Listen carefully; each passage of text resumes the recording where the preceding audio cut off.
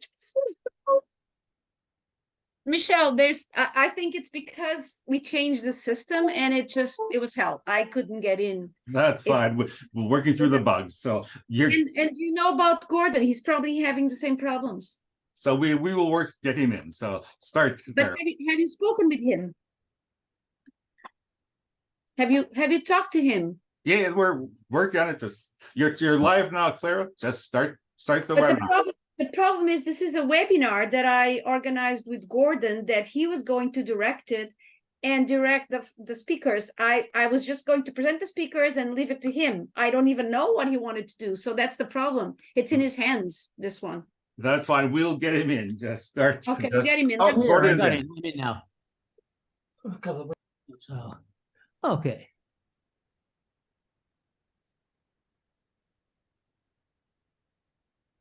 Okay, I'm here somehow. Oh, wow. Yeah. Amazing. Hi, Gordon. Hi, Still can't hear Thomas. you. Everything is Hi, crazy here. Gonzalo. Hi, Gordon. Hi, Yasmin. It was, I don't even understand what I did, because I registered 20 times I had registered already last week. And today I registered about 20 times and the system would not let me in. Michelle, it kept saying that I had to get in through your account. How can I get in through your account? And Shannon is still, she just sent an email to the rest of us saying that she's still struggling and still trying to get in. Yeah, I think don't know if there's Thomas, anything we can do. we used to have a very easy system whereby people just clicked on the link and that was it. But we had an upgrade and Michelle did it through his university, and I don't know why it's, I did receive an email saying you are registered, but then when you click, it's and to join the webinar, it says get in through your host account, which is Michelle's account, and I cannot get in through Michelle's account. I don't know. It goes over my head. I'm very bad in technology and IT. Yeah, this is a bit of a disaster, but because we have 68 people participating, I'd suggest we begin. And then if you, Michelle, and you, Clara, could do all you possibly can to help Shannon and others get in, because the order that we speak in doesn't matter, but we've got to have a webinar. We've got to be doing this. Yeah, so let's just start. Right. I don't know how the hell you got me in somehow. Clara, you must have. I don't know how he got me in either. Shot in here, but I had the same problem you're describing, so who can say?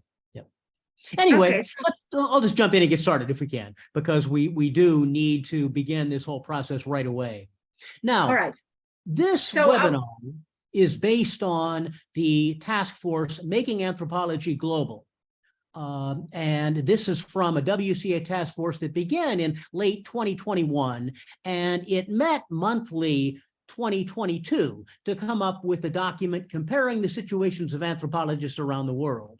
And Michelle or Clara, I hope before we're done here, you can put that link in the chat so that we can all find out what this is. In any case, today, a number of us in the task force have come together to discuss our findings. And what we will discuss will be partial because we come from only a limited number of societies. Ideally, we'd have 30 societies instead of the 5 or 6 that we'll have represented today. Nonetheless, you can get a taste of what we found out. Now, we're going to start by having, in the first session, each of us talking for 3, maybe 4 minutes each about the situation of anthropologists in our own societies and what anthropologists need to do in order to get promoted, particularly in terms of publication. Then in the second session, we'll discuss, again, 3 to 4 minutes each, no more than that, global issues. We'll discuss publications, ratings and their types, Anglo-American hegemony in publication, SSCI and the problem of value, political pressure on academics, generational change among anthropologists, and finally, some suggestions for improving the situation.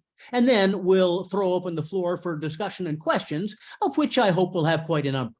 But let's get started now, and I think the best way we're going to have to do it is just by seeing who in fact is here among those of us participating and who is not. So I guess we'll begin Do you want me to introduce the names of the people, of the persons before I you think I start? can go ahead and do it, but because Okay. only some people are here and some aren't, I'm not sure how much we need to. I think we've got Yasmin here and Thomas here and Gonzalo here. And I guess Gonzalo is from University Catalina de Temuco, but he is from Chile. And Thomas is from Oslo in Norway, from the University of Oslo. And Yasmin is from Shiv Nadar University in India.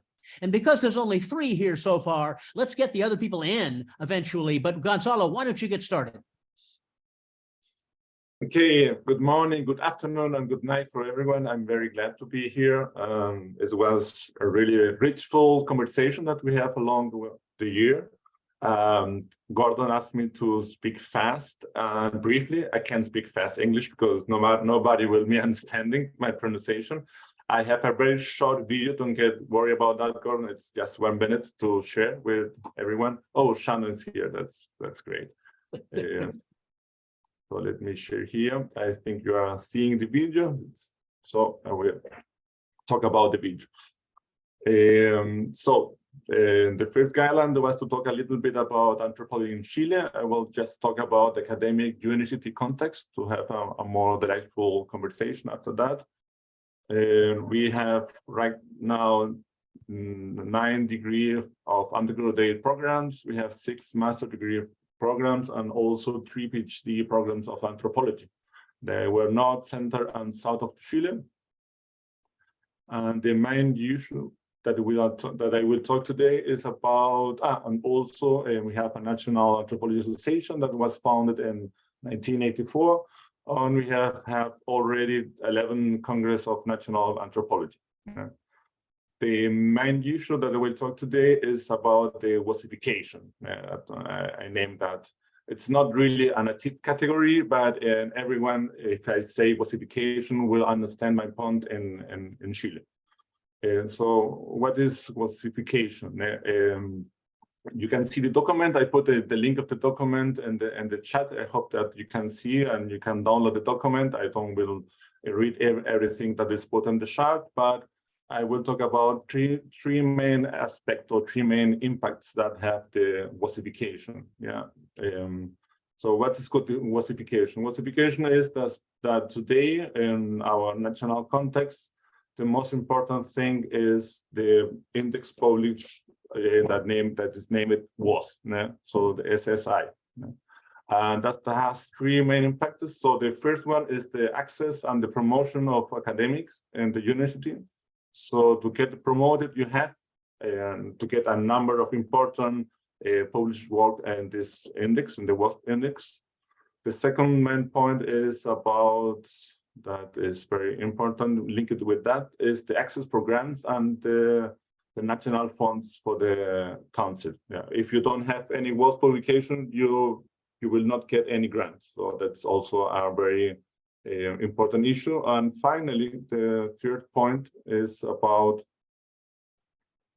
the implementation of the doctoral programs. So if you put all together, all this aspect together, if you link it, you will see that it has, so we can read it also like a malicious system, yeah, because the WAS paper published interferes with the new PhD programs in anthropology that you can build or maintain a long time.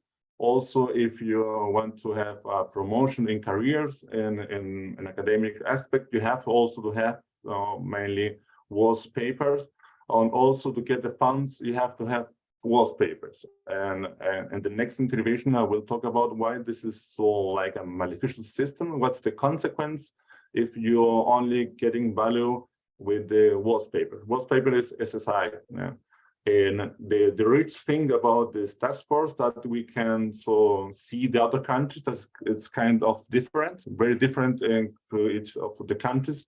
We thought at first that was more common, but then with the time we will see this in the seminar that is very different in each country. So in my second intervention, I will talk about so like the counter-strike, what can we do about to change it? So like also national and globally.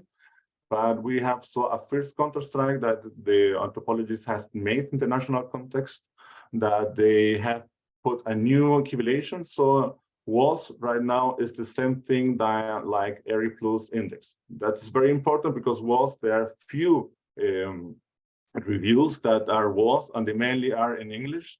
And now we have the equivalent, so they have the same punctuation, at least for their national fonts, was with ERI Plus. So that was the first counter-side. We have to still fight about many others. And the consequence of this WASification, I will talk about my second intervention, and also to give some ideas to change it a little bit. So for the first round, I'm also just ready and go. Thank you, Gonzalo. And Gonzalo is saying that Social Science Citation Index, all those citation indexes are particularly powerful in Chile in governing what anthropologists, how they get value. So thank you for that. Shannon, I see you're here. Good. I'm glad you managed. I too had trouble getting in. Why don't you go next? Shannon is from University of Cape Town, South Africa. Speak up. Thank you, Gordon. I'm so sorry I was late and sorry to have missed most of your presentation, Gonzalo. Thanks. So I would just like to speak to three main points here on the general state of anthropology in South Africa. So the first regards the history of anthropology in South Africa and how that impacts on the present. And then the second, similar to what Gonzalo has been speaking through, the government and university mechanisms that are in place that influence publication strategies. And then thirdly, how that impacts on job security and progression, and some of the difficulties there. So firstly, to start thinking about the history of anthropology, anthropology departments in South Africa. So anthropology is one of the oldest social science disciplines in South Africa. So, I mean, I think both the University of Witwatersrand and the University of Cape Town just had 100-year anniversaries of their anthropology departments. So there's pros and cons to having sort of such a long history, I suppose, in a countries which history is not even that long in terms of colonial and post-colonial moments. But essentially, also within South Africa, the apartheid histories have had an impact on departments and on publication within that. So South Africa has sort of, you could analyze South African contemporary universities in terms of three kinds of universities, all of which have some sort of an anthropology department, though sometimes anthropology departments and sociology departments will be put together. So the historically white universities, which under apartheid were much better resourced, tend to be the sort of most traditional research-intensive universities. Then there's a second category of what get called historically Black universities that are better resourced in the present, but which were very under-resourced during apartheid, so are playing a game of catch-up.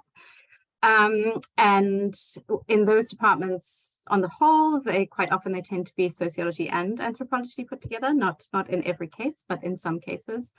And then there's a third category of merged universities, which happened in the post-apartheid, post-colonial moment of trying to bring together traditional universities, by which we mean research intensive, I suppose, with technicons and in some cases with historically Black universities. And why that matters is that I think the expectations of publication are different in those three different spaces. With the research intensive universities having publications much more stringently linked in many instances to progression, etc., and job security. And again, not entirely across, but generally in terms of the patterns. So that's the sort of history of where anthropology is at. But anthropology is quite well. The student numbers are strong in anthropology in South Africa. Student numbers are actually rising. So the discipline itself is quite well consolidated within the country.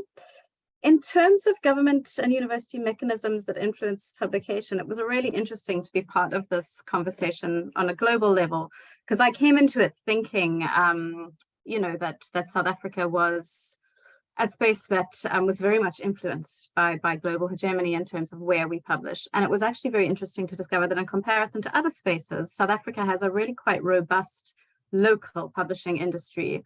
And to some extent, where that comes from is from the government mechanisms, which give just as much subsidy to the universities for articles that are published in local journals as they do for articles published in international journals.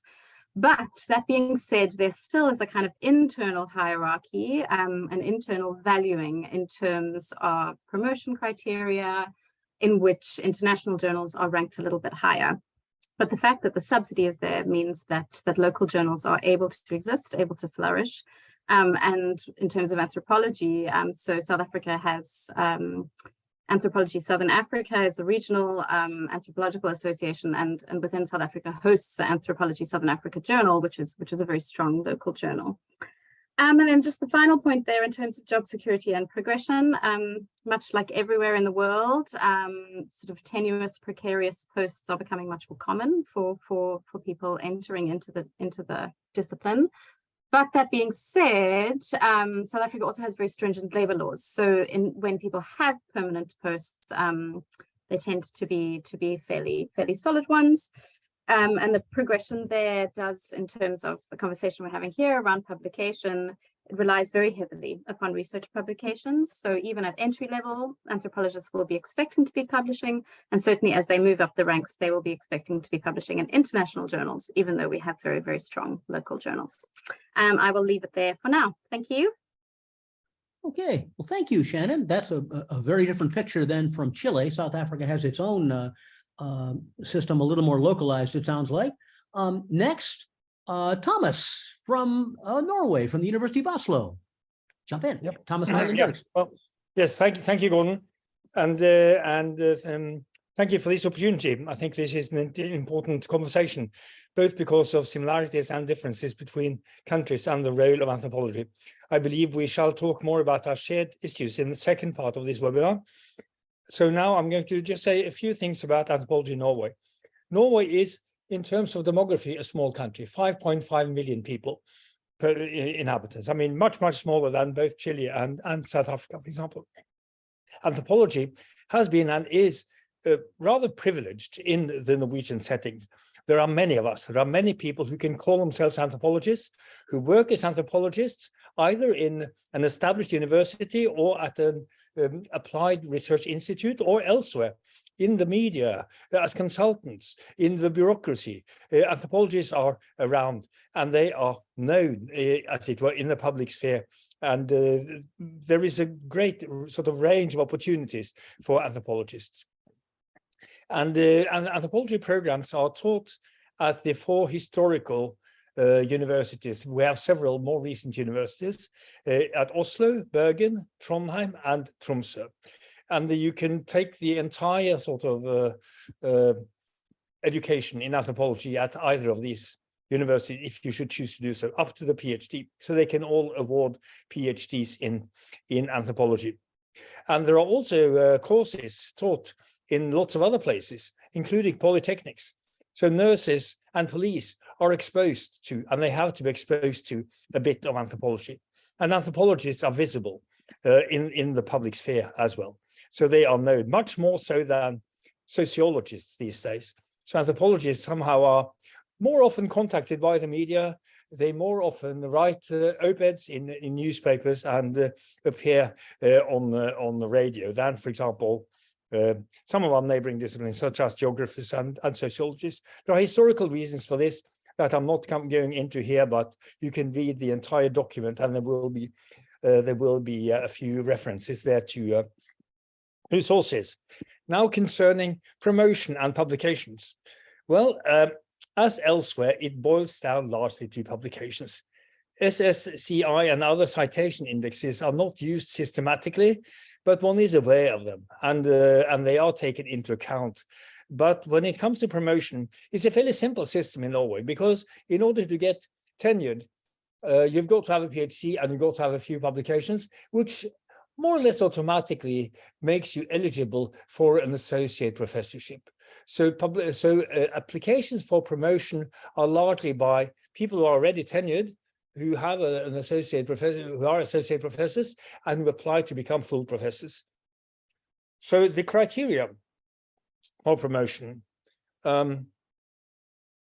mainly focus on publications, but teaching and dissemination portfolios are also taken into account. Keep in mind that the universities that we got in this country are mass universities. They're not elite universities.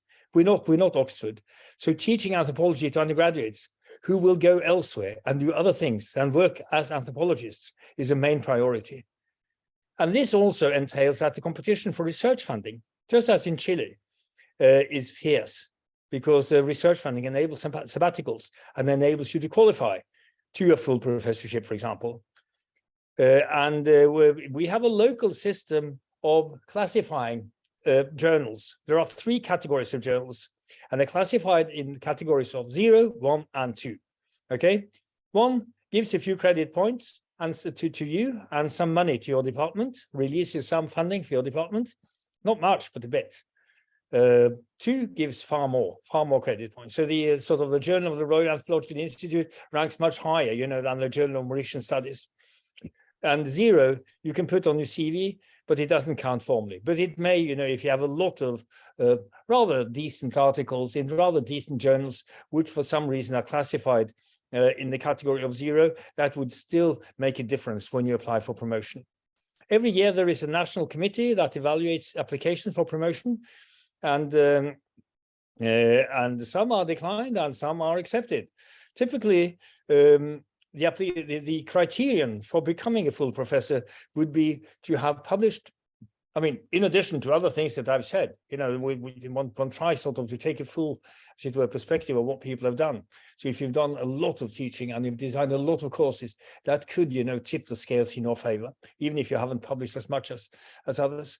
But on the whole, the main criterion for becoming a full professor is to have published the equivalent of 2 PhDs. So this means, and we shouldn't, pretend otherwise, that getting promotion to a full professor is easier in Norway than it would be at the LSE. And this, it stands to reason, because we don't have the same, we're not the same kind of universities. Okay, so that's all from me for now, and I really recommend that you read the entire document and some of the and have a look at some of the references, which will give you a much fuller picture of the diversity of anthropology and the challenges that we face in different countries. Well, thanks, Thomas. And what we've already seen is, despite the very different 3 environments that we're from, the first 3 speakers are from, Chile, South Africa, and Norway, there's a remarkable commonality as well. And that's something that the document parses out to a degree, but we're all being evaluated, sometimes with greater degrees of severity, sometimes with less, but it is a universal neoliberal trap. I don't want to go there, but you get the idea. This is all going on here. So. And Arif Yasmin, you're next from India. Tell us. Thank you. Yeah, thank you, Gordon. Thank you, everyone. Nice to see you back after a long time. It was an incredible learning experience for me, that's for sure. One of the things I do want to flag before I get into the few points I do want to make is that this has been an interesting exercise, but perhaps a background question that we do need to keep in mind is that do we all do the same anthropology? That's very unlikely. So that does have an impact on what professional pragmatic matters that we're discussing. So I do want to put that on the table. The second thing that I do have to say is that I'm speaking for India in a certain sense, but by no stretch of imagination, whether in the document or in what I'm about to say, does it represent anything. It's a small partial view based largely on my own experience, as I don't have the organized statistics that all my colleagues have said. I do know that we have more than 1,000 universities in the country. How many of them are necessarily teaching anthropology in the way we're talking about anthropology or sociology? I'll just come to that in a minute. That there is going to be a huge variation in how these are actually taught in the colleges, either in the undergraduate or in the postgraduate level. What I'm mostly focusing on is what we call the central universities, namely the publicly funded ones. But I have spent a bit of my time in Delhi University, and I've also moved to Shiv Nadar University, which is the private university, which is a newer animal on the horizon these days. So we've had a few private universities for a while, but ones which are moving into the social sciences and humanities in a big way is a recent phenomenon. So I'm in a certain sense, what I'm saying is really a combination of public universities and private universities as we have them here. And the other and last background point is that I think Shannon was mentioning this. We do have a combination of sociology and social anthropology taught in a number of our departments, whether in the undergraduate level or in the postgraduate level. And that is certainly a part of the legacy of a British establishment of universities in our country and the kind of departments they had established. So we had anthropology established as department as well as sociology, and they often had different sorts of focus. They did combine in certain places in terms of either theory or methods. That is a complicated area to look into. But as an example, Delhi University had a department of anthropology, which did teach sociocultural anthropology is just one of the 3 or 4 categories. Physical anthropology, etc., was still a part and continues to be a part of anthropology, pedagogic or curricula design in a number of universities. Department of Sociology, on the other hand, combines sociology and social anthropology, and that's what we are carrying into the private universities that we have now. So to just underline that point, that kind of anthropology, the colonial legacies, the kind of engagement we have with global anthropology does have a set of specifics which can be called India specific in many ways. And it does have a huge relationship with the fact that India is a very large area study sort of a program in most of northern universities. So anthropology in India is a lot about anthropologists outside in universities abroad and anthropologists and sociologists inside the country. There is a difference there. And there is a difference in the way we think about what the debates and issues and our intellectual concerns. So leaving that as a sort of a fairly patchy background, I would want to move into the practicalities that we're talking about. Publications, yes. There's a little note in the document where I had mentioned what it means for us here. SSCI has never been a particularly important benchmark that we go with. We work for those universities that do, we work with Scopus, and Scopus used to be very science focused. Now a lot of social sciences, humanities are covered by Scopus. Other than that, our national regulatory body called the University Grants Commission has a list of journals that are considered in a certain sense legitimate, and which is a huge list and a hugely confusing list. And that was supposed to take care of the large number of predatory journals that were also in action here, which you pay to publish, overnight publishing, etc. But that list exists, and there are ways through which you can contribute to that list as you go along. But it just connects to this next factor that everyone talks about, is that in terms of professional advancement, publications, which is common to all of us, publications is certainly a necessary part of any sort of advancement. So even hiring, for example, at the first level, we have assistant, associate, and full professor. At the hiring level, it's almost always a PhD. And the second level, assistant to associate, is usually a book or sometimes 5 publications of in journals of repute would be considered as something that is equivalent to a book, but mostly a book in competitive universities is considered a given. From associate to professor is also another book is usually considered a good thing, but also the range of experience, the range of projects, the kind of international engagements you might have, etc., means a lot. But in that, the small point which is common to all of us, I think, in a lot of the global south, is that international journals are certainly considered to be higher than in whichever ranking you want to talk about, it's considered higher than local. The sad story is that locally, we have very few journals which have taken off. Contributions to Indian sociology is well known. We have something new called Society and Culture in South Asia. I think it's a SAGE journal. We have Sociological Bulletin, which is really a journal of the Indian Sociological Association. I suspect the Anthropological Association also has something.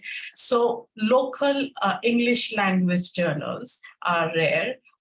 Vernacular journals, a few here and there, or many in certain sorts of contexts, in certain sorts of humanities, social science contexts do exist, but difficult to see how we can, in a country with this much language variation, it's very difficult to then calibrate how that really works for professional advancement. But publications as a generic factor is a must.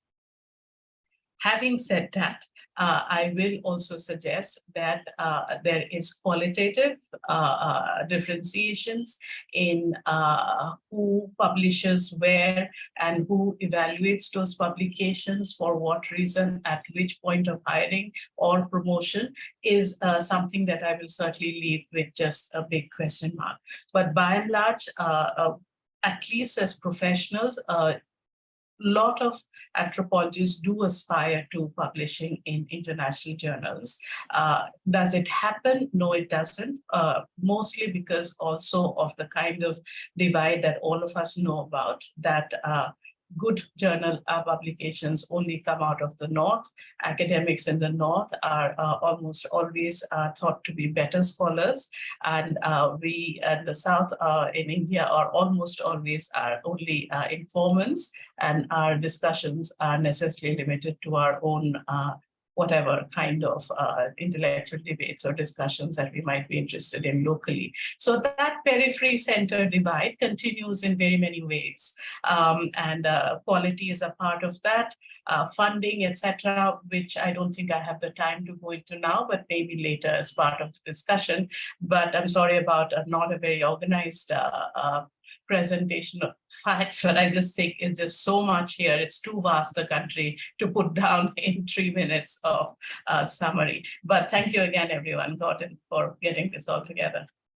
Well, that's fine, Yasmin.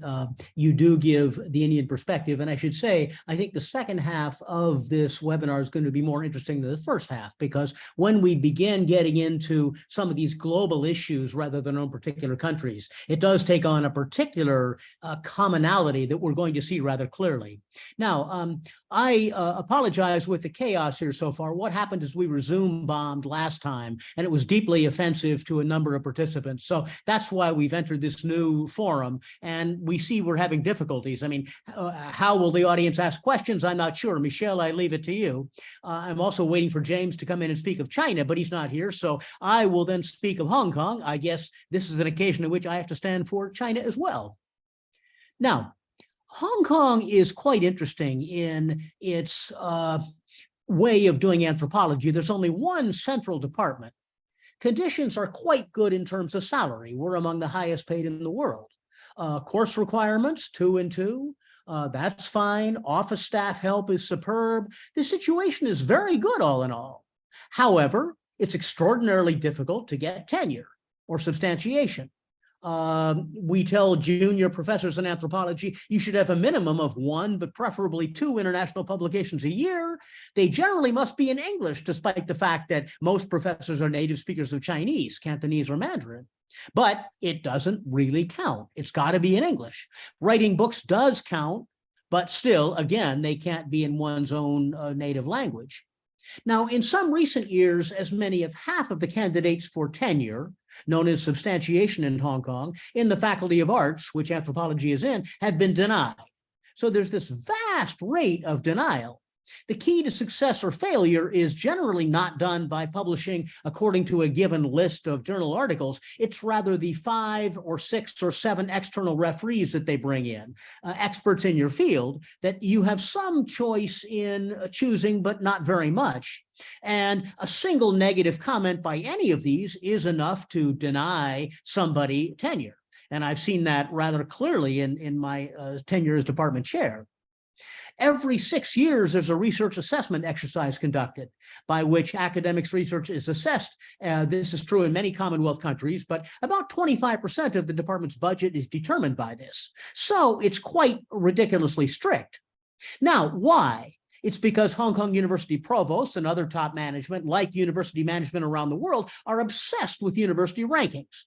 These rank from being, maybe in the top 50 in the world to the top 200 in the world for various Hong Kong universities. But clearly the top management absolutely obsess over the rise or fall of a few places in these rankings. I mean, as Gonzalo was saying earlier, we are in this global trap here. And in Hong Kong, they make this very explicit. This is reflected in the rigidity of tenure evaluations. As a provost once explained to me, if someone might never be truly outstanding, why would you want to keep them any longer than necessary? Why not fire them? Well, that's the attitude that's taken. One final point I should mention that some of you may be thinking of is the national security law in Hong Kong, which was passed in 2020. CUHK, my university, was roiled by battles between police and anti-government protesters over Hong Kong's future in 2019. The law was a consequence of such protests. Anthropologists worry greatly about potential censorship. Now, this hasn't happened yet, except self-censorship. Several professors I know have left Hong Kong because they're worried that if they speak about Tiananmen Square or the Great Leap Forward or the Cultural Revolution, they might get in trouble. We haven't seen that yet, though, in terms of actual authorities coming down upon them. Nonetheless, this could happen. There's a national security hotline that we're all worried about. Give a student a C, and that student might conceivably call the national security hotline saying, my professor was talking about Hong Kong independence. That's what we worry about. However, this has not yet happened, and let's hope it doesn't happen, because so far, despite my criticism, Hong Kong has been a pretty great place to practice anthropology. Whether that continues in the future remains to be seen. Okay, that's mine. And so let's move on to the next session here. We have these various topics here in terms of global anthropology. So let me go over my list here, and then we can see who we want to bring in. Okay, first, let me see. Well, Yasmin, I think you come first. Publications, ratings, and types. Jump in.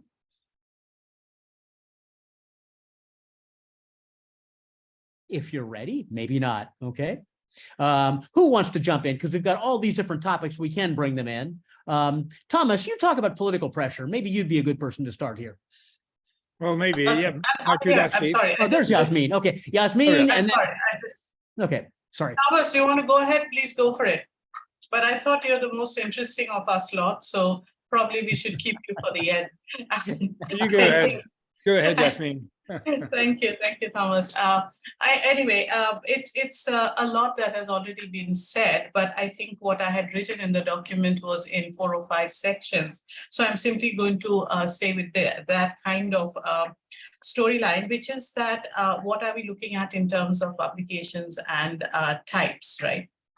So one of the things that we discussed fairly thoroughly was the SSCI index and how it impacts different sorts of countries. And from what we understand, it is little or no relevance in China. James is not here, but nonetheless, but they use, they have most of the time, they seem to what I meant to say is that it is of very little interest in all of our, the rest of us, except for China, where they use both SSCI and CSSCI, which is like a Chinese SSCI. And of course, Chile, as we heard from Gonzalo, is also, so it's in a certain sense, SSCI is not that relevant in at least the countries we talked about. Now, this is not necessarily everyone in the world.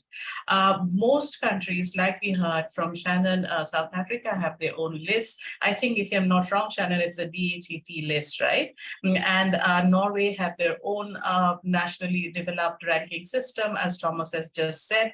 And Japan, as in India, we rarely use the SSCI index. We have our own, as I mentioned, Scopus being a new one, but there are others in our national regulatory bodies.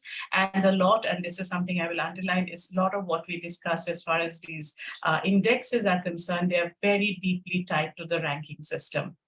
So in the public universities, we are not very sure how much of that works, but in the private universities, for sure, the entire management is obsessed with the nature of the Scopus publications you have, what is the impact factor, etc., etc. Everything goes into some ranking document somewhere. The second factor that we discussed a lot is language, and language seems to be a fairly critical factor in most countries we discuss. China, writing in English could have a twofold meaning, it turns out. Enabling international readership on China or avoiding internal monitoring. So that's something that Thomas might want to talk about also. But the impression is that writing in Chinese does not count as much as writing in English. So English is a higher rated language of publication, as we know, pretty much across the world. Even in Japan, it turns out English writing is slightly higher rated than the local, any kind of local publication. In India, as I said, there are various local language journals, but English language international publication are always the aspiration. Do we all get there? Not really. Very few anthropologists or sociologists writing and working in India manage to publish in international journals, especially the ones that we all know about. So in South Africa and Norway, as we heard, publications are mostly in English. The impact, it turns out, is somewhat was very startling for me, that in China, I think in Norway and Chile, I think, and even in South Africa, you do have quite a bit of motivation provided by the universities in the whole publication exercise. So this could come in the shape of rewards. I believe in China, there's pretty much money which is offered in various different types of levels if you publish in certain sorts of journals. Gonzalo, correct me if I'm wrong. I'm not sure if there was something similar in Chile as well. South Africa, there is seems to be a very systematic set of criteria and process for the recognition of publication. Shannon already told us a little bit about that. All of these things, of course, deeply connected to how the advancement, career advancement kind of story works.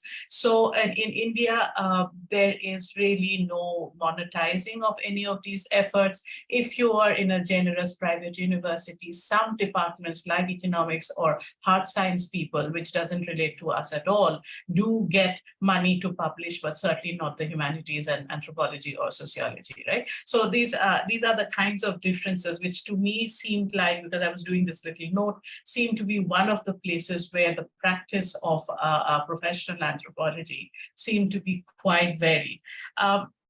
In all places, what we seem to discover is that books are certainly very highly regarded in almost all locations, and there are different criteria for ranking book publishers. Once again, the same divide occurs.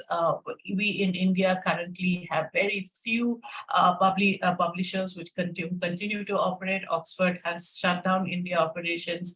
Sage has shut down a lot of the journal operations, meaning to say they've closed offices in India. So certain types of work, for example, a theoretical book will really not find a light of day through an Indian publication system. Very difficult.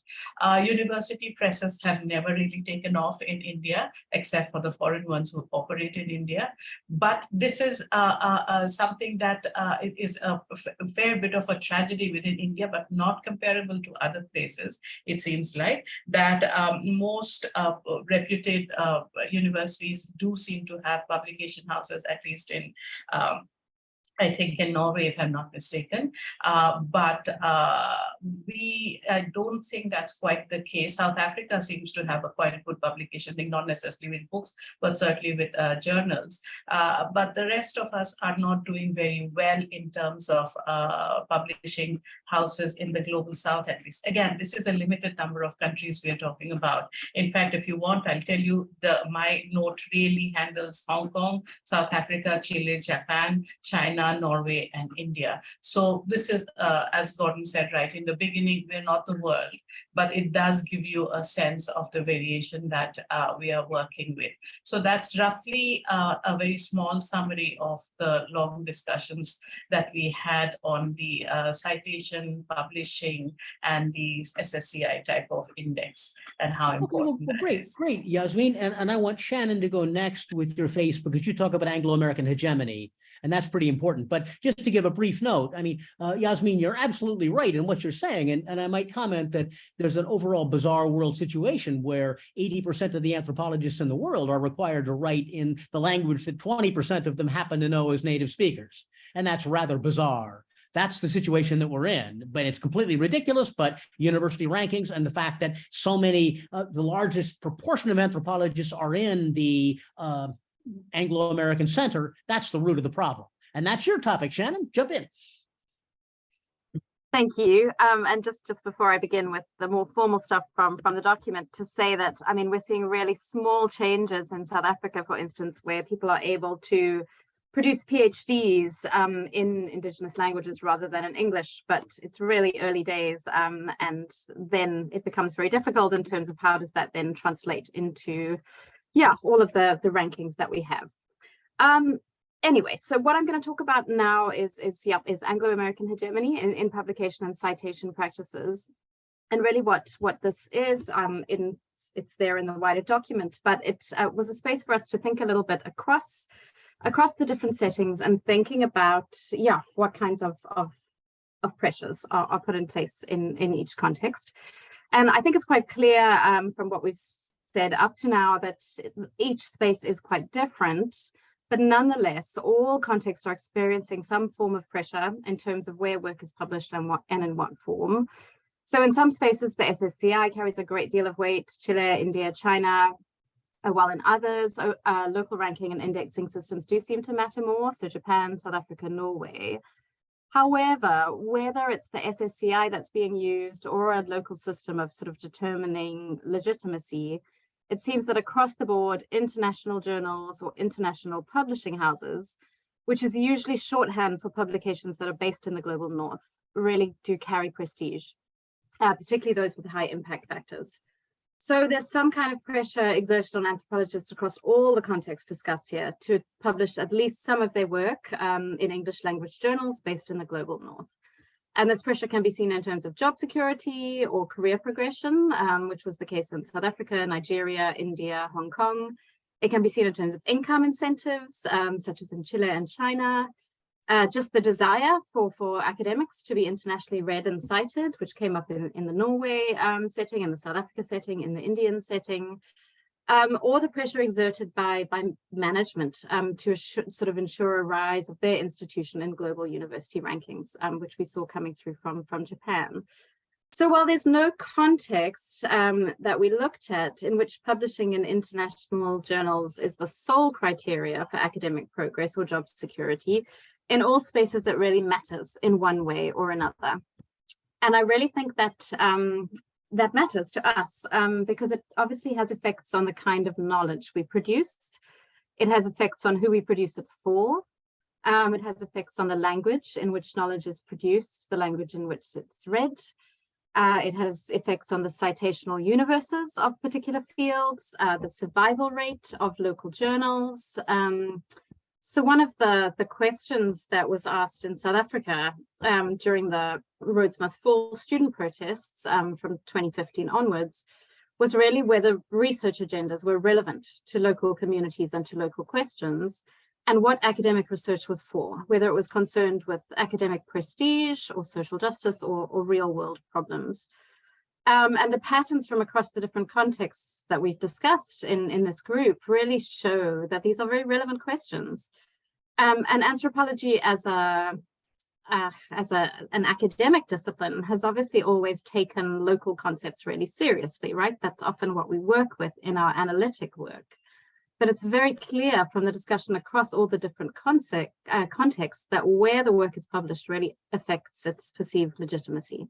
It affects how often something will be read, it affects how often something will be cited, who's considered to be a big name in the field, etc., etc. And what that means is as long as those citational metrics remain a core measure of value in all of the different ways that they do, anthropologists are going to be encouraged to produce work that really falls within this very internal system of prestige making, and that limits our possibilities in terms of how we could contribute to different systems of meaning making. So yeah, quite a large problem and not one that I don't have any huge solutions to, but yeah. Thanks, Gordon. Absolutely, Shannon. And I might add that a lot of it is that non-anthropologists can easily look at numbers. They don't have to read anything if they only look at numbers, as in citation indexes. And that's part of what motivates this whole trend that you're talking about so well.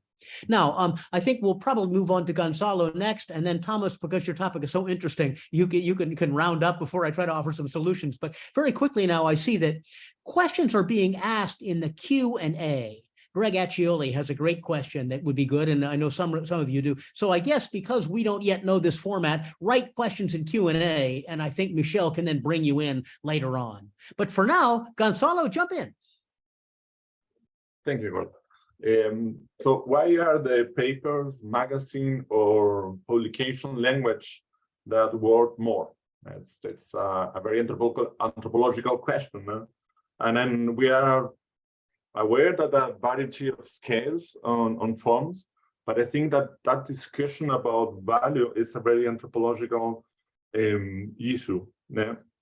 Another question is, who is giving the assignment of value? And we can see that in different countries, the assignment of value is made for college, for anthropology, in some cases are for global index, in other cases are national council. Yeah?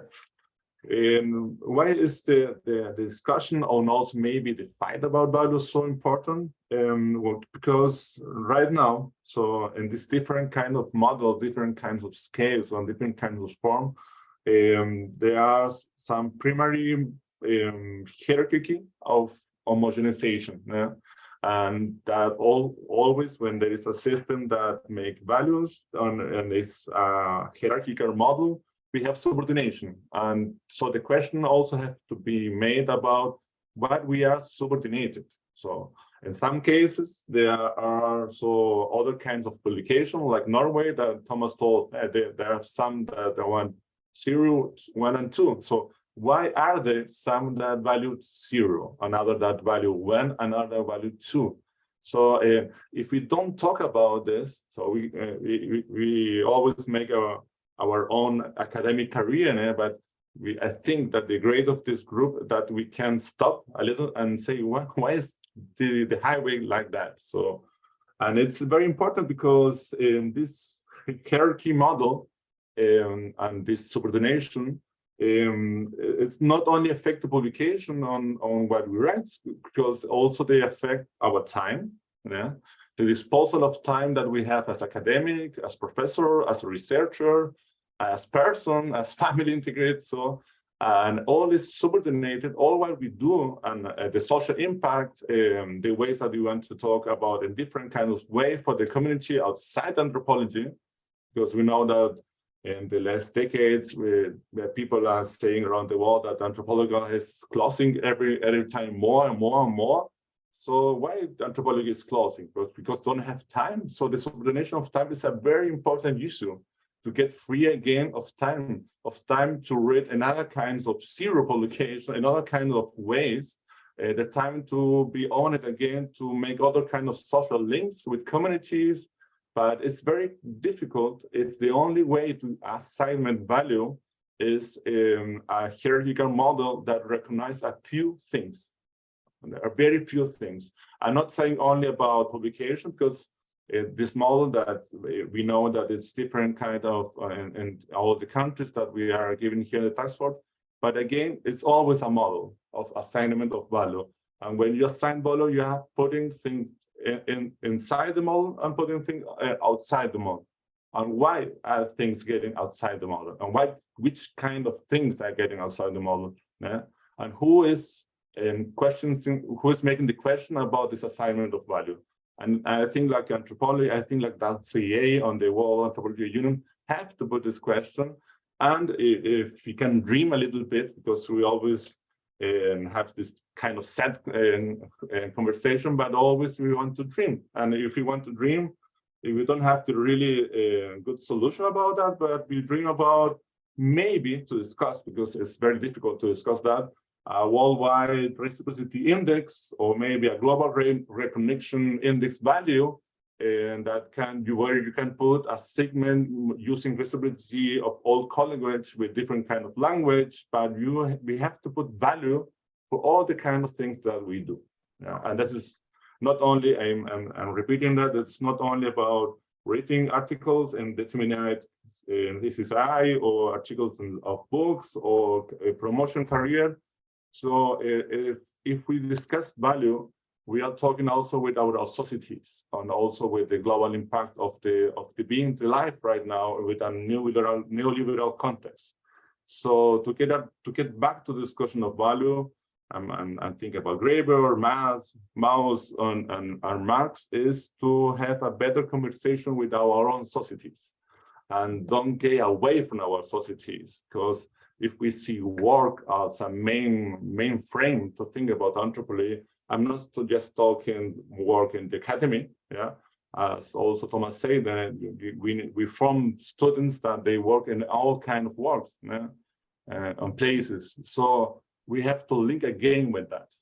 The possibility that we link again with that is to see another kinds of evaluation, another kinds of a segment of value.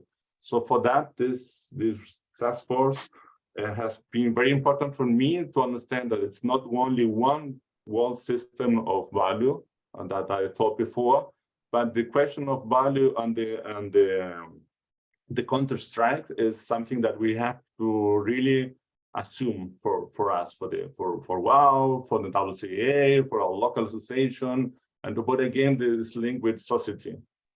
Great, Gonzalo, and you're absolutely right. We have looked at the practical ramifications of all of this too much. You've got to publish here, you've got to publish there. You're bringing in that theoretical basis for it, which is exactly value. You're quite right. And we've got to look at it from that angle, that deeper angle as well, clearly.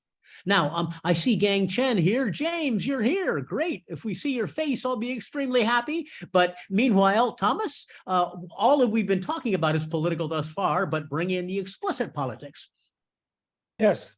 Well, thanks very much. And thank you all for your contributions. Well, there's clearly a red thread running through everything, really, that people have been saying, which can be summed up as the paradox of anthropologists being highly skilled at criticizing and deconstructing other people's hierarchies, but very bad when it comes to looking critically at their own. And so one of the things that we're trying to do in this task force is really to make these hierarchies, these invisible and often understated hierarchies, visible, and see what we can do about them. So when Gonzalo brings in the issue of value and reminds us of Mauss and of the history of anthropology as a representative of a way of thinking which goes against, as it were, the hegemonic thinking of many societies, because we base much of what we think about economics on notions of reciprocity and gifting as a first fact of economics, not the rational man, not maximization, but reciprocity and the moral economy. That brings us onto a track which I think could be incredibly useful also when we begin to address the question of language, which is fraught, which is complicated, which is difficult. Even in a country like South Africa, where most anthropologists write in English, you still have the English Afrikaans issue, and you have all the African languages which are not really represented at all in anthropology and elsewhere in academia. So this is a fraught and complex issue that we really need to address, and we should also keep in mind that. And that's also to do with the internal politics of anthropology, that the Anglo-American hegemony, it represents in a big way a loss of diversity. I don't know how many of you have read Benedict Anderson's book Under Three Flags, which is sort of his book about, you know, early globalization, really, and a handful of anarchists. And he makes the point that until the Second World War, in order to be a European intellectual, you had to be pretty fluent in three languages. You know, you really had to master English, German, and French, because those were the three dominant languages. And if you weren't fluent in those three languages, you missed out on a number of important things. After the Second World War, increasingly English is the only game in town. And this hegemony is often invisible to native speakers, as majorities are unaware of very often unaware of their own privileges. Only minorities see the privileges of the majority. So this just a few comments on what has already been said. Now, when it comes to political pressure on anthropologists and on other academics, I think it can be useful to begin by distinguishing between two different, very qualitatively different kinds of political pressure. You have the one that can be seen as or spoken of as, you know, censorship, and the blunt use of power in order to silence academics who say who speak uncomfortable truths, as Gordon alluded to briefly in his intervention recently, and as we've seen examples of recently in countries like Turkey, where there's been systematic bullying of anthropologists who have spoken uncomfortable truths because of the kind of research they do, and are being seen as subversive. In several countries, such as Poland, Hungary, and other European countries, but also in a country like Japan, there has been a decline in the position of anthropology in public. In Poland, I mean, anthropology was more or less subsumed under history. The departments have been closed down in countries in Japan and so on. So that's one kind of political pressure, where you can simply see that the kind of knowledge that we produce is not desired because it's seen as subversive. But at least that makes it important, at least that makes it influential. Perhaps a worse kind of political pressure comes from the fact that we're seen as insignificant. And that's what I'm going to talk briefly about now. Because in a country like Norway, to begin where I live, there is no censorship. We're not Turkey. We're not an authoritarian country, but there has been a clear decline in the position of disciplines like anthropology, along with intellectual history and other qualitative disciplines that do not directly contribute to GDP, do not directly contribute to economic growth, because of an increasingly instrumentalist view of knowledge as something which should be useful. And most of our politicians don't really understand the significance of basic research. They want profitable research. They want research that can help agriculture, thrive, and that can help us exploit even more oil fields in order to destroy the climate even faster than we already are doing, or to enable us to torture more salmon in order to sell more of them to Chinese and Japanese and others, through fish farming. So that's one, kind of political pressure, which is very clear. Because when you apply for research money, you have to apply where the research money is, and this is being steered not by academics themselves, and it's not being decided by us, but by the ministry and by the research council, and in a broader or in a larger world in Brussels. So what are the areas of priority? Useful knowledge. When they speak of innovation, they don't think about new perspectives on kinship. They don't really do that. They want innovative knowledge. They don't think about new ways of interpreting Shakespeare's plays. They want industry. They want growth. And when they speak of the green transition, beware. It's newspeak. It's Orwellian newspeak. It's a way of trying to eat your cake and have it too. So we must keep that in mind, and we must realize that what the kind of knowledge we represent increasingly is a kind of countercultural. It's a countercultural knowledge. It goes against the grain. It goes against the hegemonic view of what knowledge should be. And so the pressure that we are feeling is that in spite of the high visibility of anthropology in a country like Norway, our knowledge is seen as fascinating, whereas that of the economist is seen, or the oil geologists are seen as important. Okay, we are fascinating, they are important. So we can have a few pennies, they get a few pounds. Basically, they are funded in a very, very different way, the natural sciences. And there's also a tendency of a sort of natural science bias when it comes to judging or evaluating what we do.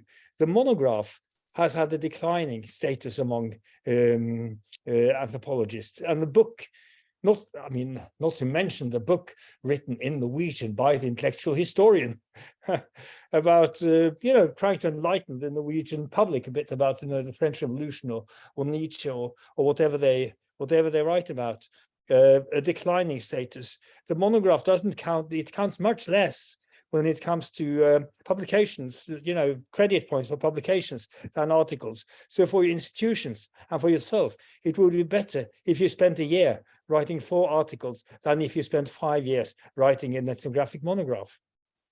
So that we have that kind of pressure as well.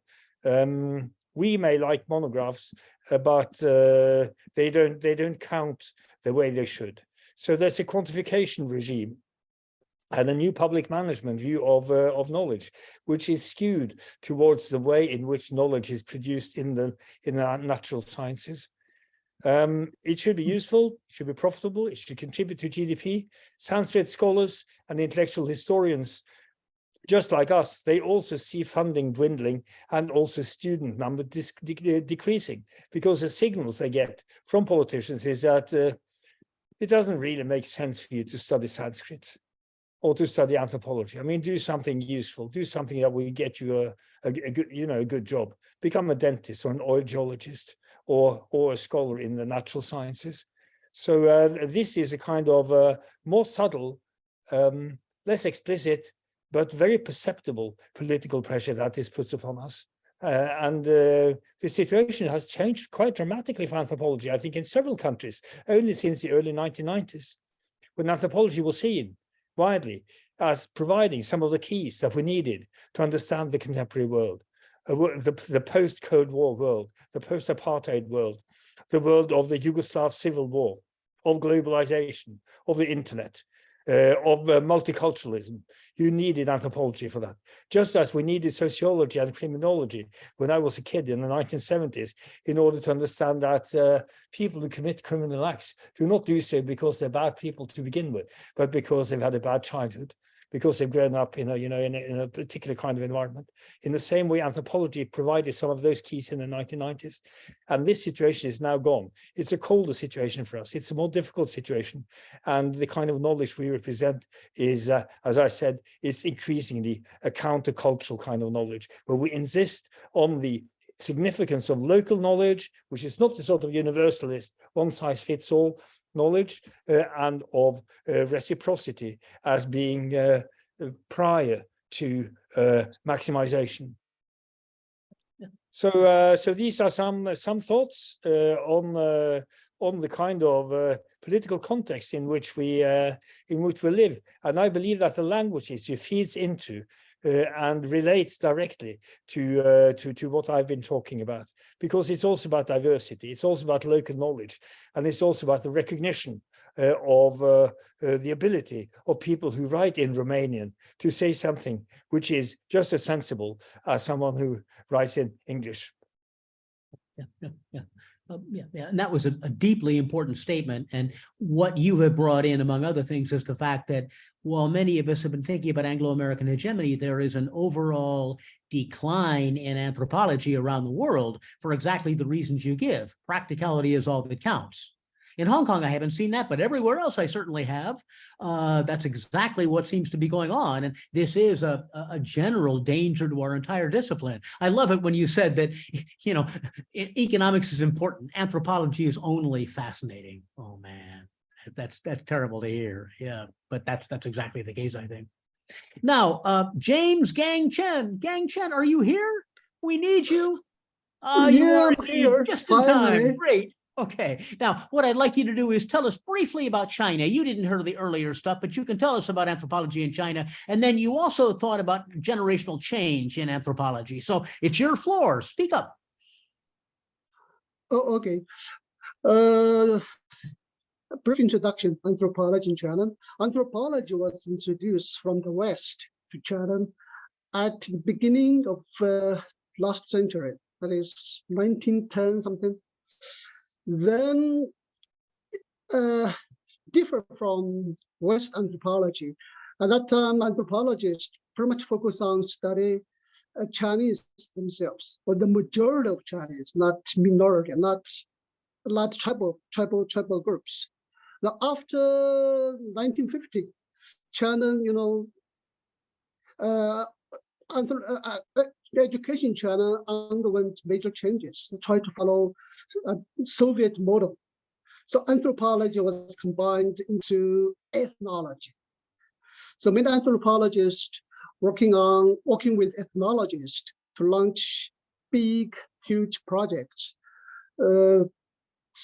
sponsored by the government to identify ethnic groups. Okay, that's 50s, 60s, 70s. Anthropology pretty much disappeared. It's part of the ethnology. Then 1980s, China started its reform and politically open up. So huge changes happened in China. This creates a lot of problems. And I mean, talk about this, huge changes, tremendous changes. So, ethnologists still focus on study ethnic groups. Now, so the anthropology bounced back, revived at the beginning of 1980s. So 1981, one university, Xinjiang University, started its first anthropology department. In 1980s also, Chinese Anthropological Association was set up. So you can see anthropology bounced back, revived. We use the word revived, and it developed pretty fast. We know in 2009, IUAES, yeah. had a big conference in China in Kunming. So about 5,000 anthropologists came from all over the world, because you can see anthropology revive or develop pretty fast in China. Now in China, still about 60 universities had anthropology programs or departments, just 60. Compared with USA, it's far, still needs kind of a try to develop. The problem now is facing Chinese anthropology is first public publicity. Not many people know anthropology, they know ethnology. Because I mentioned about from 1950s, anthropology just combined with ethnology. So ethnology is really popular in China, but not anthropology. So this is we need to publicize the anthropology in China. Many Chinese anthropologists have working on it. They published papers, published articles in newspapers, and just to emphasize the importance of anthropology, especially today in China, when China is kind of a superpower anyway. So we need anthropology. The second issue that faces Chinese anthropology is just this relationship between anthropology and ethnology, which is still being debated. In China, this is related to resources. Ministry of Education China have certain kind of list of first-class discipline, second-class discipline. So if you are first-class discipline, you receive more resources from the government, which means more money, more fundings. So ethnology now is the first-class discipline, anthropology is second class under ethnology and sociology. So they have been split up. Okay, so this is the situation of Chinese anthropology in China. Okay, great, James, and then Gang Chen, and then you also, do you want to talk a little bit about generational change in anthropology, or do you think we can leave it aside? What do you think? Just briefly, from what we have discussed so far, or from the writings, you can see the big change. We know modern education has been developing quite fast globally. Let's talk about generation changes among anthropologists exist pretty much everywhere, as like in China, Hong Kong, Japan, India, Norway. Okay, as all of us reported. Just now, we say the younger generations of anthropologists all over the world now have more competition, more pressure. This is globally pressure from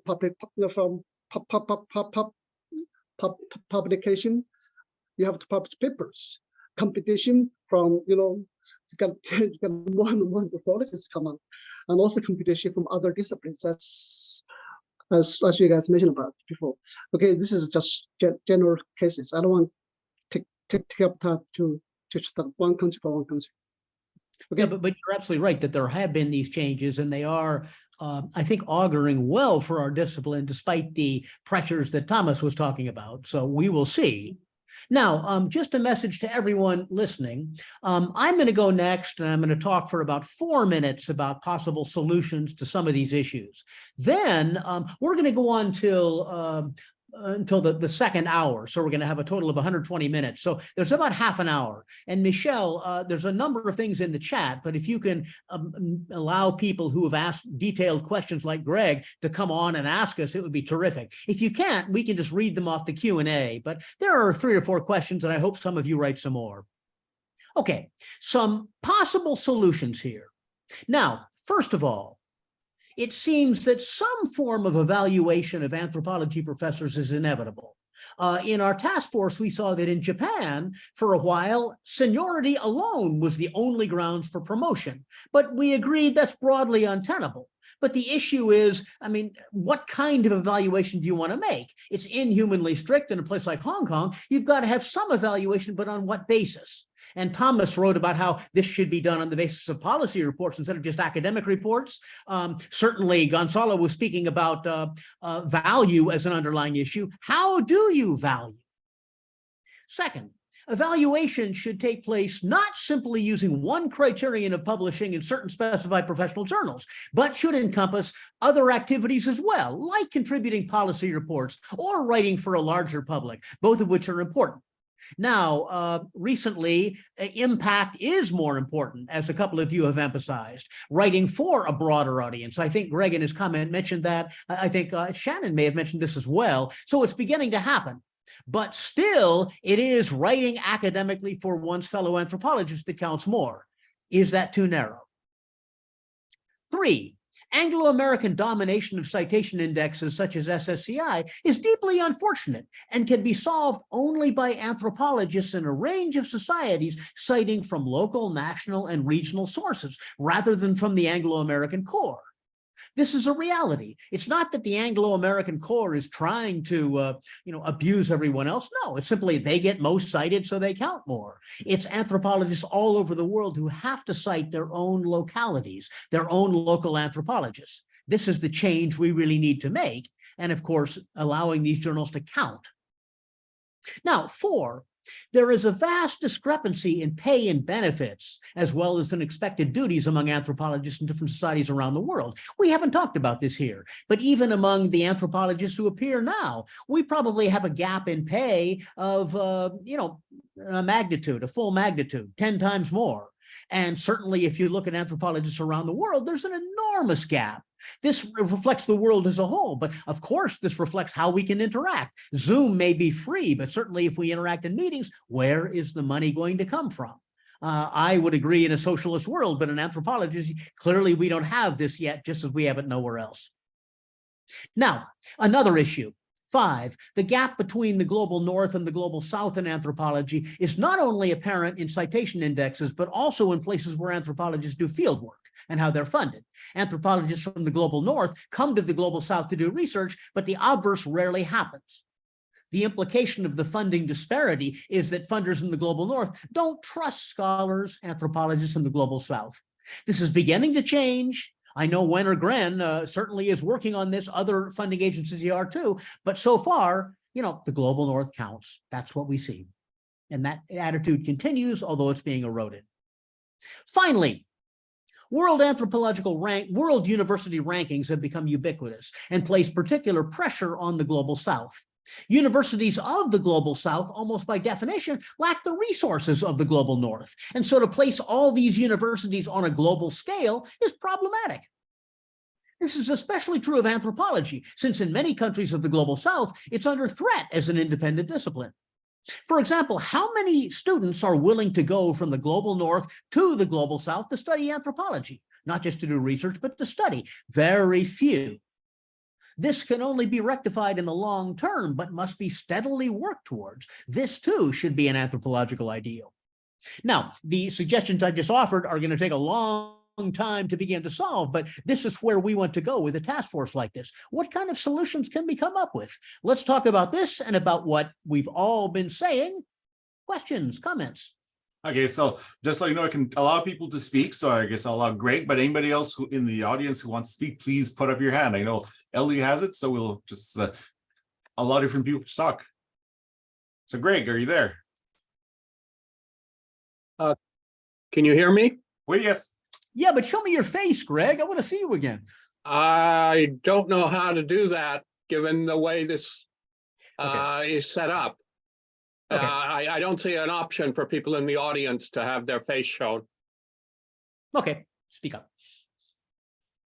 Yeah, I wrote my question a bit early on, and I think some of it's already been addressed by Thomas Gordon. But I was having a sense that Australia, in terms of the way the government has been revamping the way academics are assessed, and vice chancellors and senates have been taken on what the government says should be the necessary criteria. I'm surprised not to hear more about impact as opposed to quality of publications. I mean, my experience has been that now, for example, for applying for grants, you really have to put in your H index, which doesn't measure the quality of journals in which you publish. It's not a citation index, but the number of citations that you have had across a number of articles that are then kind of averaged out. So it's not publish or perish, and it's not particularly where you publish, but it's how often you are cited that matters for getting money. But for promotions, it much more is accorded now. Your impact upon industry, government, and the wider public. So that there's a lot more weight now given to more popular articles in which you could demonstrate that you've actually had an impact upon policy. This particularly came to the fore during COVID, when some social science academics were able to make the case that popular articles that they had written about the factors that were causing vaccine refusal were so important, and they were recognized by their universities and got promotions on the basis of that, which has little to do with what your peers are citing, how they're citing you in academic publications. So I'd just like to hear more about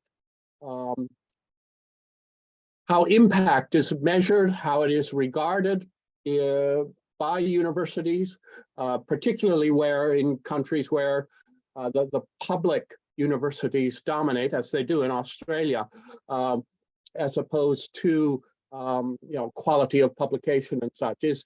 Are these neoliberal tendencies, this instrumental evaluation in terms of your value to the government and to your local community, which means people who write on issues within, say, Western Australia, in my case, have much more likelihood of retaining their jobs and getting promotion than people who write on Indonesia or Zambia or places like that, which are not seen necessarily to conduce to the community benefit of Australians.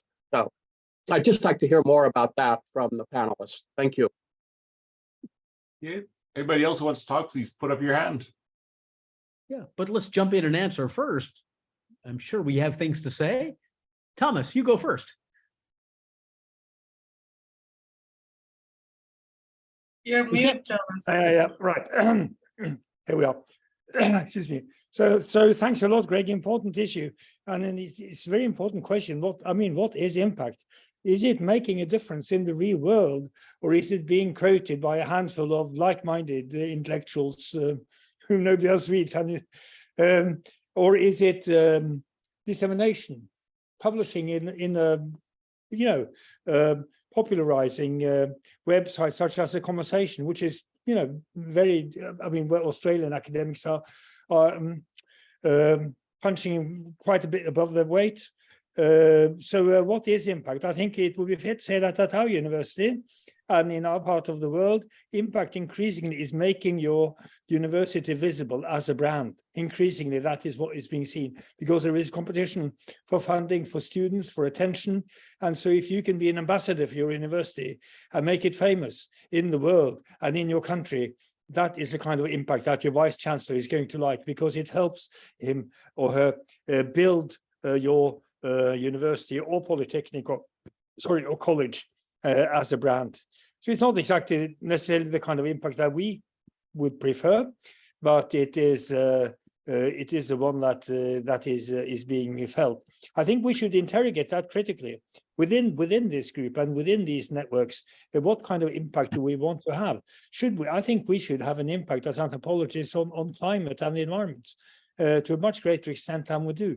It's hard to get there, but we should probably make an effort to do so. And that will be a kind of impact that made a difference. In fact, I wrote an editorial about this a year or two ago in Anthropology Today, a better impact factor, which was about this kind of impact. So again, that illustrates the role of anthropology as a countercultural or subversive kind of discipline. Can I answer one of the other questions also in the Q&A very quickly, Gordon? Sure.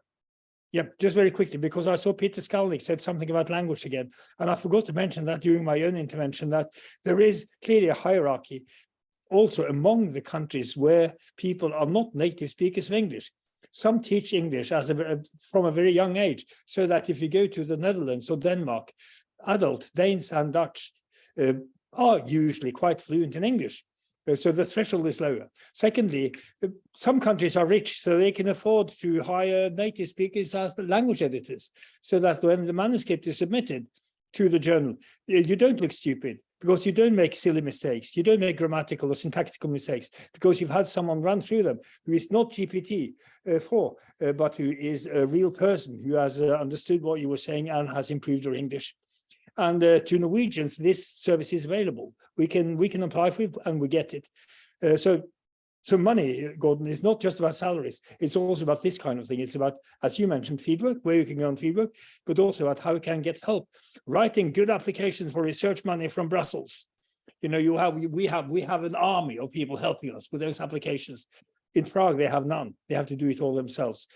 We have a handful of highly skilled native-speaking language editors who can iron out our silly mistakes in our English, making it look professional. So that's another thing that I think we should also keep in mind when we try to find solutions. Gonzalo, move to Norway now.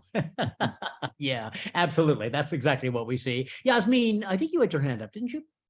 Yeah, I just wanted to add to the conversation with Greg. I think impact has to be unpacked. It doesn't really mean the same in all sorts of contexts. So in terms of, for example, what kind of policies a particular government or a particular dispensation will like at a certain time may not be what anthropologists at large might think about as contribution to knowledge. So It's the political dispensation that Thomas mentioned, which can be quite difficult to navigate when it comes to actual impact in terms of communities, in terms of local policy, etc. It's very, very difficult to assess that.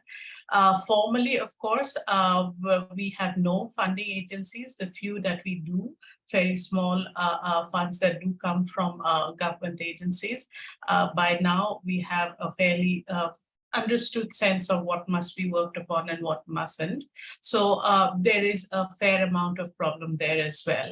And in a country like India, impacting one community well could mean that you're impacting another community very badly with your work. So, there is a lot of those issues. So I think this is quite the kind of forum that we have to discuss what impact means, but formally, in a university like the kind I'm in now, which is a private university, fairly obsessed with rankings, impact indexes either for journals or etc. are included in the systemic evaluation.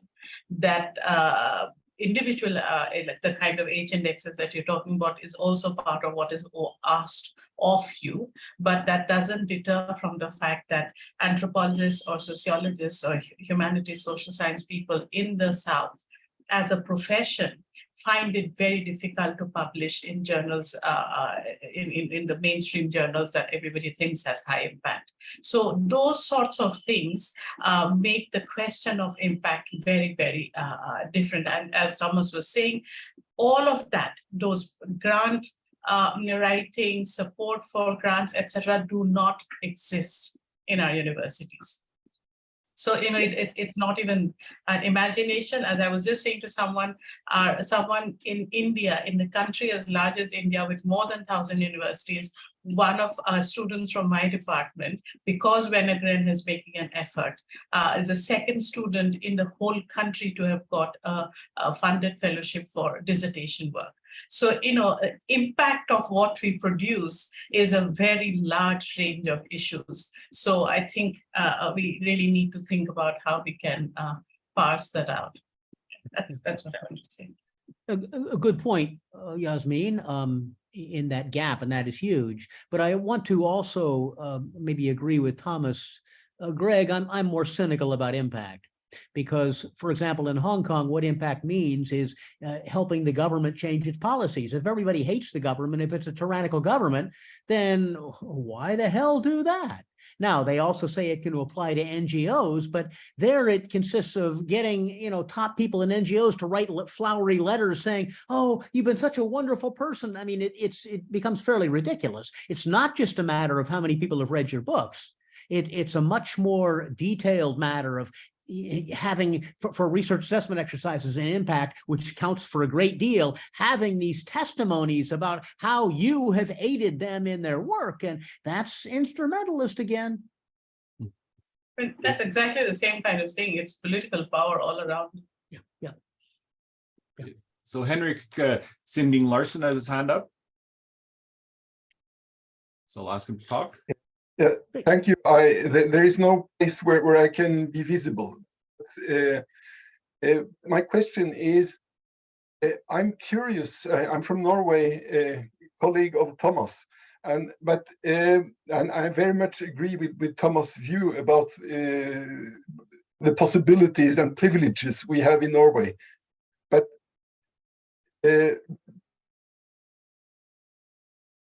oops.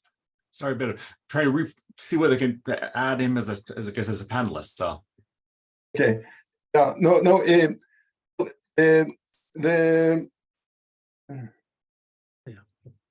Okay, yeah.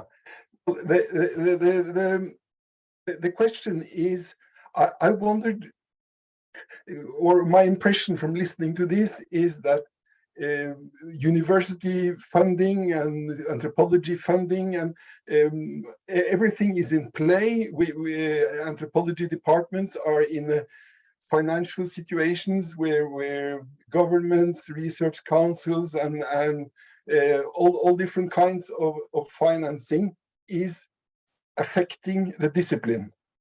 And I wonder what kind of room is there around the world for discussing ideals of disciplines.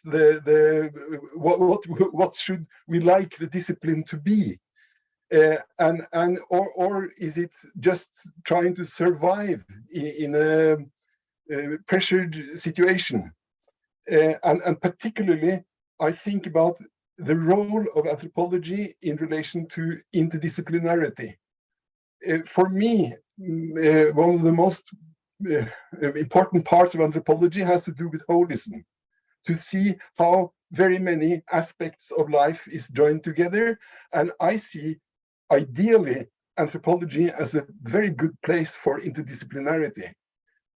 But then there should be a kind of promoting these possibilities of interdisciplinary education and working.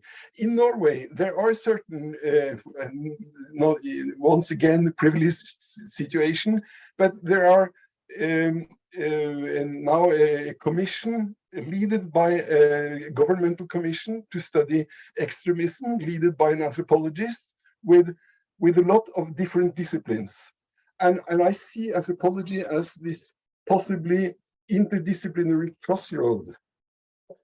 Be able to really fulfill that promise, there would be at least needs to, or maybe several more basic needs would be needed. But my question is around the globe, how is anthropology departments looking at themselves in relation to different disciplines, and are there room for discussions of the role of anthropology in an interdisciplinary academic landscape, and how proactive is it possible to be, or is it just a situation of being reactive to these economic forces these days? Well, that was the question. Maybe next phase in our task force, Gordon, is to explore the possibility of anthropology as Henrik suggests, a hub in an interdisciplinary endeavor to understand the world and possibly contribute to making it a slightly more comprehensible and better place. Well, yeah, I agree. And this relates to what Gonzalo was saying earlier about value. It's that underlying question of what anthropology is. But then interdisciplinarity, at least from, and Yasmin, you're next, so don't worry, I'm immediately going to jump in. But the immediate issue I sense is deans and provosts and vice chancellors love to talk about it, but funding hasn't caught up. So if you say you're interdisciplinary, you still might not get tenure. That's the ongoing issue that we've seen over and over again, and institutions just haven't caught up to the intellectual ferment that we would like to see happen. Yasmin. Okay, thank you, Gordon. Thank you for that question. It's again a difficult answer. I cannot speak for all of India, but one of the things we try and do in our own university is think about interdisciplinarity with anthropology and social anthropology as being a fairly crucial intervention in a lot of fields which are by now fairly well developed in the North. So science and technology studies, climate change, etc. have always been a part of it. And with the pandemic, medical anthropology is already interdisciplinary in many ways, legal anthropology, etc. There are ways in which the discipline is extending out. So I study the urban sometimes, and you cannot study a city without thinking about a lot of other disciplines. So in a certain sense, within the pedagogic and intellectual intent, we do have that. But as a formal mechanism, I agree with Gordon. It is said, but it is very hard to support. And in that, a part of the problem, and this is slightly going away from the interdisciplinarity thing to more the point that you're making, that are we going to only keep responding to funding? But at the, I cannot emphasize this enough. I've written about this a number of times, is that funding is underlining the kind of privilege we have about knowledge production. It's one thing to say that the West comes to India or any other place in the global South. We send our students to the West who come back and study India. But the fundamental problem of people from the global South going to the North or anywhere else we are almost always committed to studying our own selves because we don't have the money to go out. Wenegren has just about started, but this is our students don't have the culture of thinking about studying another society. And in a globalized world, it is impossible to try and think about interdisciplinarity unless you're looking at the globe as a whole. You're studying media technologies, you're studying communication technologies. You have to understand anthropologies cannot stay with the world of localized culture. So we have to have the funding as a fundamental problem. And one of the things we've been doing, I think Vinicius is in the audience, we've been trying to work with funding agencies to convince them that you have to fund people in the South to go places elsewhere. You don't have to always think of them as natives who will only study their own selves, because that creates an incredible divide in the knowledge production practices. I know we talk about local languages, etc. And the same example that I give in every forum, I will not be talking to you if I was speaking in my own language right now. This forum would not have been possible if this was taught in somewhat in English. That is one historical thing that the colonizers have given us. We need to use it to our advantage. So local language text should be translated into languages that the world reads. So, it's not enough. I'm afraid of the kind of localized, essentialized culture that anthropology still tries to work with. I am thinking it's more important for everybody from everywhere to have access to the globe, and funding, interdisciplinarity, all is connected to that same issue. I mean, it's something that I'm really passionate about. So I really wanted to jump in and give you a short answer, but I hope I made some sort of a response. That's a really interesting point, because in language, I face this in WCA all the time, that certainly many people are very much against English language hegemony, as Thomas was talking about. On the other hand, I mean, both Gang Chen and you emphasize English so that you can be read by people outside of a local tradition. So this is a double-edged sword, clearly. Aspirationally, our entire country, I mean, the political pressure is to go somewhere else, but aspirationally, younger generations in this country know very well that their ticket to some kind of improvement in life is English language. So, we need to work out a balance there. So I would like to know all local texts written in Chile, in Japan. I want them in English so that I can read. I can't learn more than 2 languages. I already have 5 languages in my country that I know. It's not going to be useful to any one of you, those 5 languages. So, what do I do in this situation? So that's something we need to think through. We might run questions, but Gonzalo and Gang Chen, anything to add to this? Sorry, Thomas. Sorry, I just wanted to, I'm sorry if I'm late to read, but the short answer, Yasmin, I think, is to try and do both. I mean, that's what we always try to do in Norway. You do both. You write for the world, and you write in order to educate your own people and to be able to maintain a fully assorted academic vocabulary in your vernacular. Try that in India. But it can also be rewarding. In India, it's again, which language? That's another huge political battle, like 23 states with 23 languages at least, not to mention the 20,000 dialects. So, it is easy for you, Thomas, with 2 rather than with 20. That's Okay, other comments or questions? Michelle, anything in the list? Nope. Okay. Well, it's getting late. Late my time, your earlier various of your times. Gonzalo and Gang Chen, any last questions? Any last points you want to make on this? You guys have been quiet. Yes, Yeah. Go ahead, James. Gonzalo, go ahead. Please, James, go. You go first, or I go first.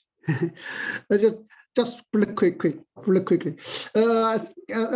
Gordon's suggestions sounds pretty good. However, one thing we need to keep in mind, anthropology in different countries face different situations. Like in China, China, we have only just one written language. Language is not published, not a big issue to publish in Chinese. But even though the government have tried to de-emphasize the publications in the West, what I call Western language, West SSCI index journals. But however, many universities, especially key big universities, still use it as a tool to evaluate. So we just say, given one country might face different situations, keep this in mind. So it's very hard to find one solutions. That's just my kind of thinking. Yeah, of course. Yeah. Gonzalo? Yeah, listening Gregory and Henrik, and I just want to put out that value is always a moral aspect of life, and as being moral, we can always talk about and reestablish new modalities about value. And for me, it's not the difference between impact or quality, because again, quality, what is quality again? I don't want to sound like a very radical postmodern guy of the 80s, but again, what is making this difference? Is it really just matter with impact, age index, or quality, or is another thing that we are seeing like moral subject, moral communities on where we put our values? And I think if there is able to be a global moral of anthropology communities with some agrees and on other aspects that we don't agree, at least the discussion about the value as a moral community has to go on. I hope this want to be a task force 2.0, so we can still talk about that for another year maybe. And the last thing, what about this task force? What about the document? That's value for anyone else in your CV and so curriculum vitae? Why we are doing that? Why we are here? Why people are listening to us right now? It's not about this kind of value that we are talking about right now. We are here because this is our main interest to be here. So don't forget that. Yeah. And you're quite right. You're absolutely right in those comments. And as for the document itself, my hope, and I think your hope too, is still that we have other contributors coming in. We're working on how to do this. Right now, this is one part of the process of publicizing what we've come up with. And, I thank the 60 or so people in the audience who have continued to participate in this, because that's what we've been trying to do. Thomas, did you have a last comment? I saw a hand up. Yeah. As a matter of fact, yes, I just wanted to add to what Gonzalo said, that we must never forget that we are entirely dependent on keeping the gift economy going within the anthropological community. The gift economy, giving each other comments, reading each other's manuscripts, acting as referees without really getting anything out of it. Nothing you can put on your CV, no money, no, as it was symbolic capital, but it's really our bread and butter. It's a gift economy, and you can go back to Marcel Mauss if you want an intellectual justification for why this is necessary and rewarding. So thank you for reminding us of this, Gonzalo. Yes, I agree. Yeah. And with this, I think we'll come to an end. I thank the audience, and I thank you, Michelle, for putting up. You've probably aged 10 years in the process of trying to figure out how to use this damn new device here, but we've got through it okay. So thank you. Yeah, no Zoom bombing, so we're good. Yeah, no Zoom bombing. And James, you made it. Gangchen, you made it at the end, and that's great. So yeah. And I hope next time the audience, we can bring you in more visually. Henrik, I'm glad we can see you. Greg, I'm sorry we couldn't, but that'll come. But anyway, thank you very much. And we'll stop for now.